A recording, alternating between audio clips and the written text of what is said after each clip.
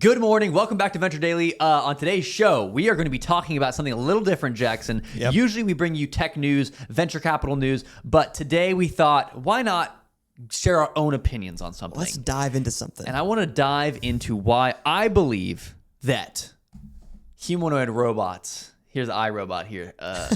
He's looking right at you. Humanoid robots are not only something that are inevitable, but their inevitability is a good thing. Okay. Okay.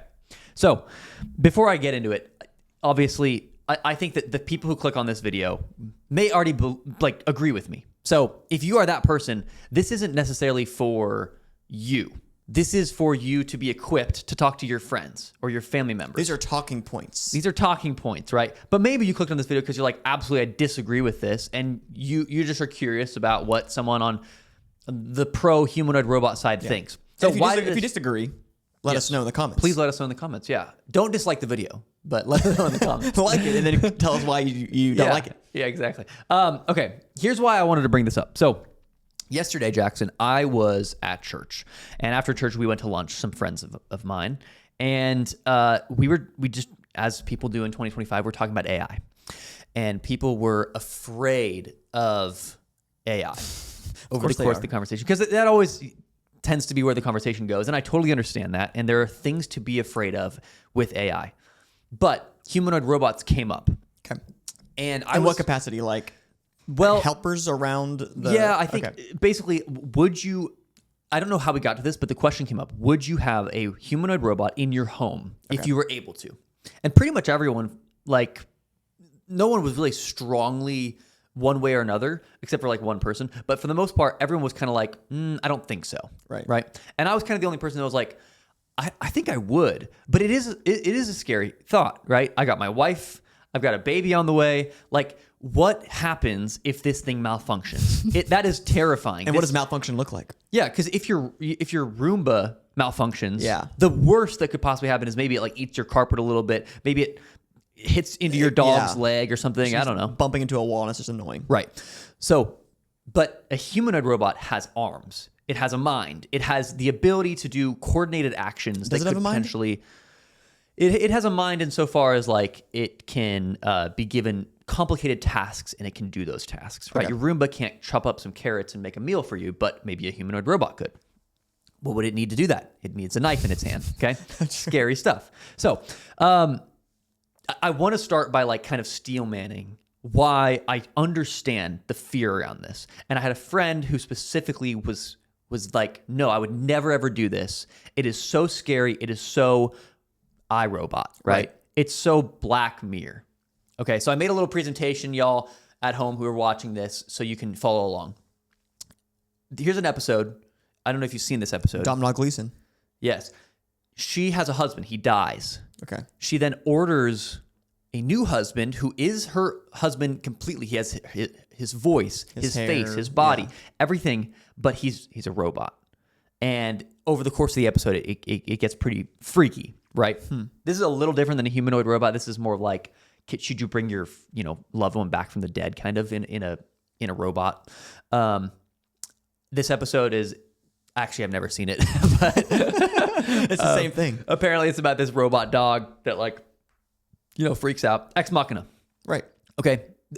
Everyone who's seen these movies, you've seen it all before, and you understand the fear that we all have towards a robot going rogue, having a mind of its own, and deciding, hey, humans are the problem, and I need to eradicate that problem. Okay. If you had a robot that thinks that way in your home, there's nothing more terrifying than that. A robot who wants to eliminate a human. Right. Okay. The problem. So there's that. But then there's also significantly more problems, significantly more fears that people have. Okay. So one of those might be that there's going to be job displacement. Okay. So a truck driver, right? An entire industry of truck drivers, warehouse workers, even coders, they might be out of the job because a robot now does their job. Exactly. Then you've got things like security and malfunctions. What if, God forbid, you've got a puppy at home. Little Fluffy here. Gets eaten alive by a robot. And a robot decides, this dog or this whatever is a danger to the family that I'm trying to protect. and they decide, like, what if they harm your dog? Or even worse, right? A robot could harm a child or you at home, okay? Hackers could take control of this thing. These are all the things we think about with movies. Then you've got the existential risk. Okay, so this guy, Nick Bostrom, he's on YouTube, I think, or at least he's gone on several podcasts. He wrote this book called Superintelligence. And it's all about how the advent of artificial intelligence, AGI eventually, the stuff that where it can really think for itself, which who knows, you predicted on this show. I said end of 2026. End of 2026. Then we'll see a good representation of what that looks like. Right. Not fully, I didn't say we'll fully have it. Right. We'll get a really good step towards that. Experts, of course, predict 5 to 10 years. Jackson predicts less. I think was it Sam Altman or maybe it was Zuck said something. It's sooner than you think. Okay, maybe it is. But right, the existential risk, the long-term fear of super intelligent AI turning against humans, and maybe even this one large collective AI that is like that is the super intelligent that nothing can compare it to. Nothing can take it down. Nothing can defeat it. It's just sort of like the centralized authority and knowledge and everything now, and nothing can. He can looks beat it. like the owl.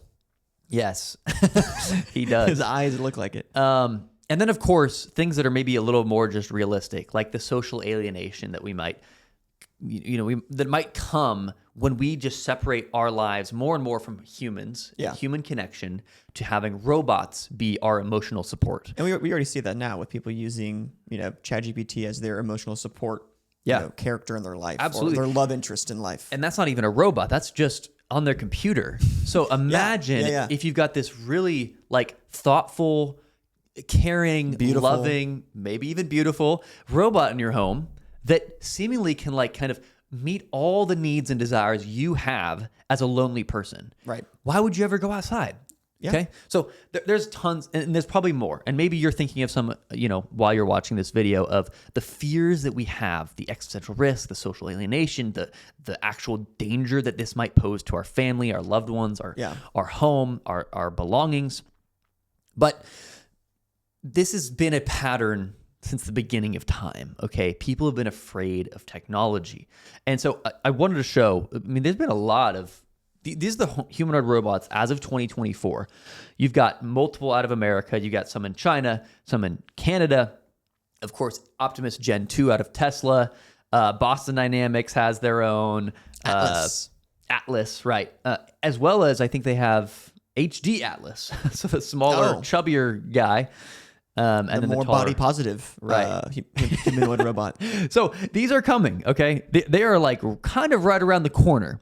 So here's the pattern, though.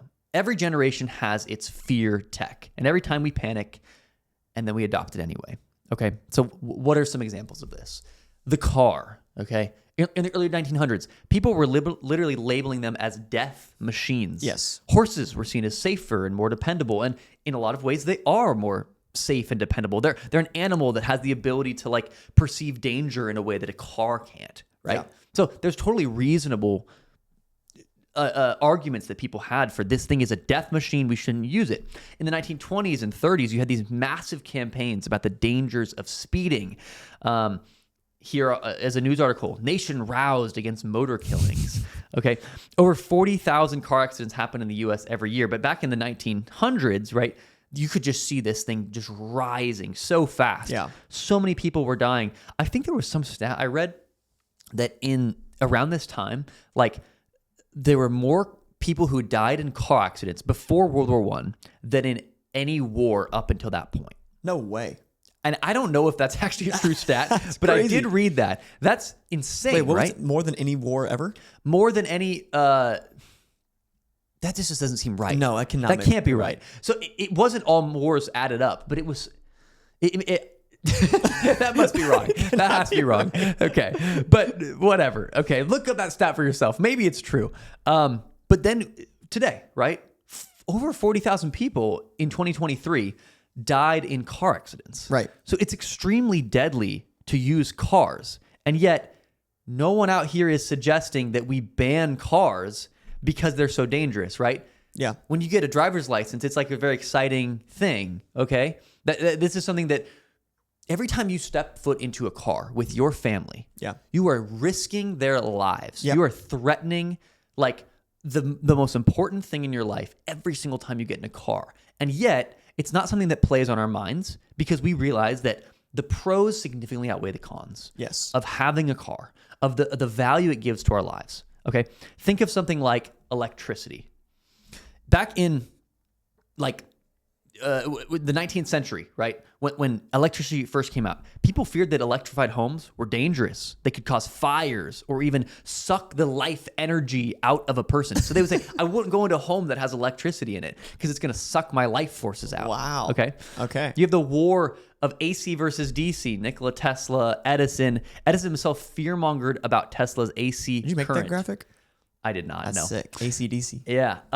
So here, I'll read this. It was at this time that Edison began a campaign to discredit Tesla and his alternating current. He labeled it as dangerous energy, and he said that Westinghouse would kill its customers with an electric current. Even when Edison was asked for advice on building the first electric chair to execute William Kemmler, Edison recommended Westinghouse and Tesla's alternative energy because it was deadly, according to him. Right? And then they did use that. And yet today, right? If you were afraid of electricity, you would be the crazy person. Yes. In the world today, it's like if you're the person who's advocating for let's have robots in our home, you're the crazy person, right? But I'm gonna wager that in 50 years from now, you're gonna be the person yelling at the sky, like, don't go into homes with electricity in them. It's gonna kill you, right? Okay. So airplanes. Okay, people were terrified of planes at first. They called them flying coffins. They thought it was unnatural, and some even said that it was against God. In a 1938 Gallup poll, so when was the first flight? In the early 1900s. It's been 30 years or so. 1938 Gallup poll showed that only 17% of Americans at that point had ever even flown in a plane. Yeah. Now, there's a lot of reasons for that. How expensive they are. Maybe they just didn't have access. Newer technology. But many cited that their main reason for not having flown yet was that they were too afraid to try it. Yeah. Okay. But then it got safer, they got regulated, they got faster, and now we barely think twice about boarding a plane. What about books? Okay, let's go back a little further back in history. Ban the books. Okay. Here's a little guy by the name of Socrates. Do you know what he said about books, Jackson? What did he say?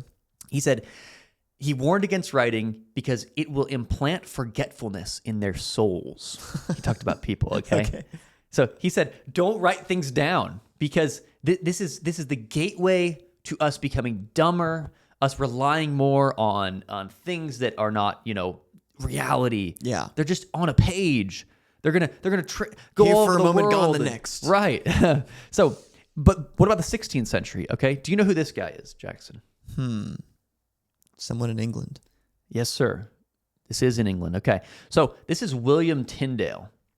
Okay. Do you know the story of William Tyndale? No. William Tyndale was the first translator of the Bible into English. And in the 16th century, when he did this, so Gutenberg invents the printing press in, I think, 14 something, maybe. 1466? That doesn't sound right. 1521? Sure, let's just go with a number in between those. I don't think it was either of those. But we get the printing press. And 1439. 1439, okay.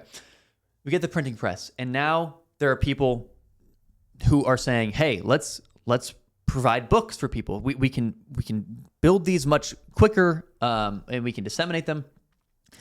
The Catholic Church said, no, the people should not be able to read the Bible because it is only for those appointed by God, right? Cardinals and the Pope and the people in positions of power who are able to understand the Bible, right? And therefore give it to the people. If you just let the people themselves, these illiterate, dumb, peasants, if they're able to read the Bible, they will misinterpret the word of God constantly. Which, I mean, maybe we have done. I don't know. But William Tyndale said, no, books are important. Knowledge is important. The average person should be able to read the Bible themselves. They shouldn't have to go to a place where someone else reads it for them. And so he wrote his translation of the Bible in English for the common man, because that was the common language at the time. He was tried, put in prison for a year, taken out to the town square. He was strangled, as you can see here, to the point of death. And then he was burned on a pyre, for his beliefs. Wow. And the last thing he said was, he had a prayer as his last words. and he said, "Lord, would you help change the mind of the King of England about the belief that they had that books were evil." Okay, and yet today we associate books with knowledge, with wisdom, with progress and freedom, right? So over time, we realize that technology is not evil. It's just scary at first. What about the telephone? Okay, when the telephone was first introduced, everyone was saying, "Oh, it's going to cause moral decay, intrude on our privacy, even summon spirits." So I think Edison himself had this phone that he would use to call the dead. Okay, now not so much. Okay, what about smartphones? Are smartphones making us dumb? I mean, this is the current conversation we're having right now about smartphones, and I bet. Well, I was going to say, with what was the most recent study with using ChatGPT? It makes your brain dumber. It does make your brain dumber, right? Or at least it doesn't allow you to retain as much information about the thing that you're learning about. When you use ChatGPT before you actually write a engage. paper. That was right. If you write a paper and you use ChatGPT before you actually engage with the thing you're writing about, you're going to basically know nothing about it. Yeah. Okay, but they're blamed for shortening attention spans. Our mental health crisis totally makes sense, and I think that it's probably true in a lot of ways. But at the same time, we all have smartphones for a reason. They're significantly more helpful than they are hurtful to our lives. Now, is there should we be afraid of the moral decay, of the social decay that is being caused by new technology? Right. Yes, absolutely. We should be afraid of humanoid robots. I'm not saying we shouldn't be thoughtful about them, but I think that what people are really suffering from is more of this desire for the status quo, this desire for the good old days. Yeah. And probably even more true, people think of the good old days as being something in the past, but I think much more true, the good old days are the present in people's minds, the status quo, and how the future is threatening to change that. So why do we fear tech? Okay. Well, the loss of familiarity. Humans evolved to rely on what's known. New tech threatens that. Status quo disruption. Innovation challenges existing power structures and jobs.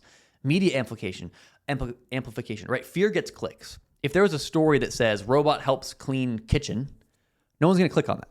But if there's a story that robot attacks dog in home, right? Everyone's going to click on that. Robot slaughters all cats in house. Yes. So, but I think that what's being missed is how much are robots actually going to help us? Because my argument is this: they're inevitable, they're coming, but I think that's a good thing.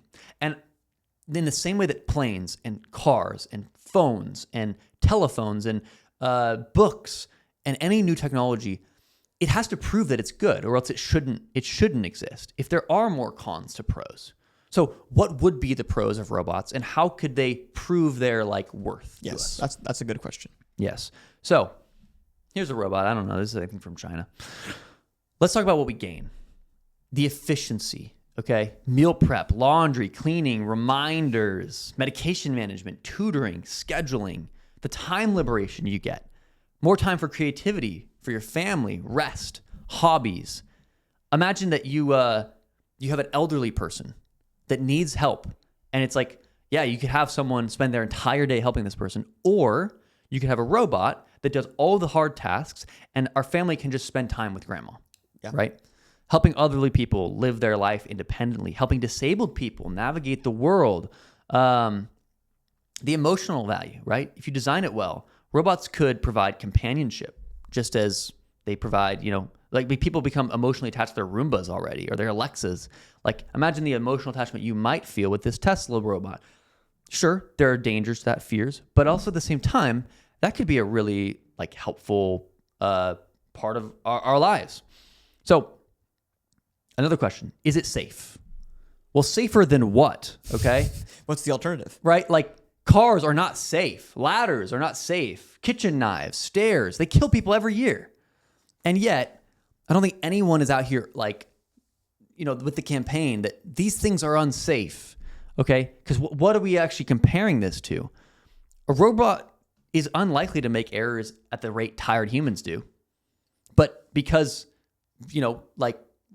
we don't want to trust a robot. Anytime it makes a mistake is a much bigger problem than when a human makes a mistake. Well, I think the fear too is like we just don't know what a robot can end up doing on accident. Whereas we know, like, I can accidentally fall down the stairs. I can accidentally cut myself with a knife, or on purpose stab someone with a knife in the kitchen, or accidentally get in a car wreck or someone hits me. Like, I know what the worst case scenario is for these things. I think because of how new robots are, there's that extra fear of like, I just don't know what I don't know, what this thing can do. If it can even do what I think it could do, well, not only that, I think it's that people are afraid that robot had a malicious intent behind the mistake it may have made, right? It made a mistake because in reality, it's trying to sabotage my life.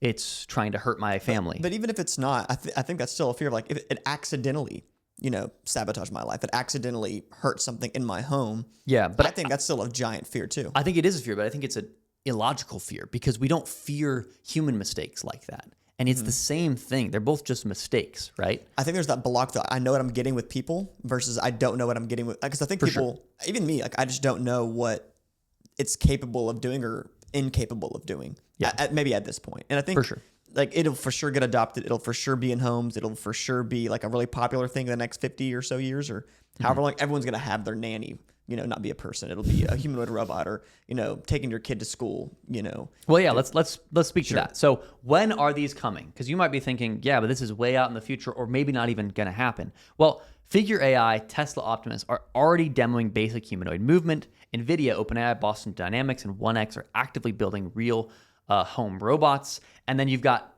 the forecast, right? So you've got some form of general purpose home assistant robot will likely hit the market by 2030 to 2035.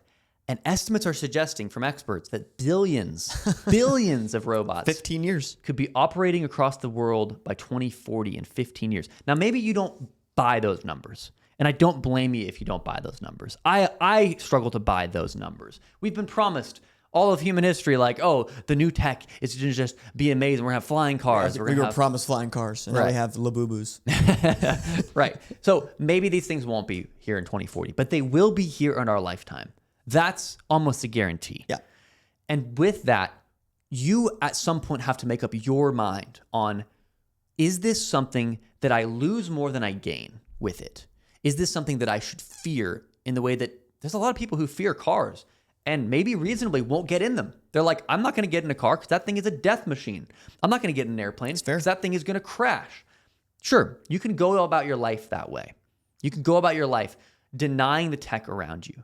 But you know what that's going to get you? You won't have electricity in your home at a certain point in human history. You won't read books at a certain point in human history. You won't have a refrigerator. You won't have a washing machine. You won't have a phone. You won't have a computer. You won't have a home. A home is a technology that we developed over time.